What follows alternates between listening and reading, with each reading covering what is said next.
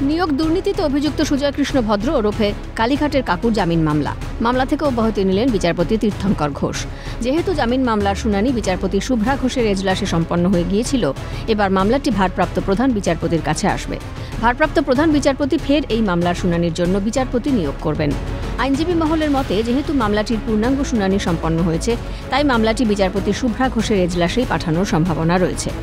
প্রসঙ্গত, কলকাতা হাইকোর্টে বিচারপতিদের মামলার বিষয়বস্তু পরিবর্তনের পর মামলাটি শুনানির জন্য নির্ধারিত হয় বিচারপতি তীর্থঙ্কর ঘোষের এজলাসে। কেন্দ্রীয় গোয়েন্দা সংস্থার মতে, ক্ষমতাশালী বৃত্তই নিয়োগ দুর্নীতির জাল বুনেছে। এই জালেই ভুয়ো চাকরির সুপারিশপত্র, নিয়োগপত্র তৈরি করা হয়েছে। কেন্দ্রীয় তদন্তকারী সংস্থার দাবি, নিয়োগ দুর্নীতির কয়েকশো কোটি টাকা লেনদেন প্রায় সবই জানা ছিল তাঁর। কিভাবে চাকরি প্রার্থীদের কাছ থেকে টাকা তোলা হবে, অযোগ্য প্রার্থীদের তালিকা কোন কোন জায়গায় পাঠাতে হবে, সেই পরিকল্পনা করতে সুজয় কৃষ্ণ প্রাথমিক শিক্ষা পর্ষদের অফিসে যেতেন। পর্ষদের প্রাক্তন সভাপতি মানিক ভট্টাচার্যের অফিসে বসেই নিয়োগ দুর্নীতির ছক কষতেন সুজয় কৃষ্ণ ভদ্র বলে অভিযোগ। অভিরূপা হাজরার রিপোর্ট, ক্যালকাটা নিউজ।